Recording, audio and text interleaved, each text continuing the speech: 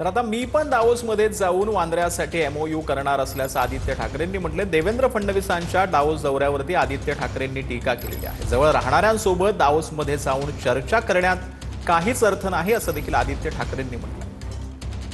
मी आणि अखिल पण तिथे जाऊन एमओयू करणार आहे तिथे बँड्रासाठी।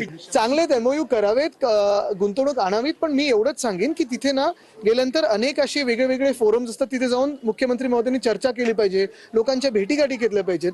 ते त्यांच्याच 5 किलोमीटरच्या परिसरात राहतात, त्यांच्याबरोबर भेटीगाठी करून काहीच अर्थ नाही, तर तुम्ही घरी पण बोलू शकता वर्षा बंगल्यावर। तर दावोस गुंतवणुकीवर अंबादास दानवेंनी ट्विट करत टीका केली। आकड्यांचा फुगा की वास्तव असा ट्विट करत दानवेंनी सवाल केलेला आहे। महाराष्ट्रातीलच कंपन्यांसोबत करार करण्यासाठी दावोसला जाण्याची गरज काय असा दानवेंनी सवाल उपस्थित केला।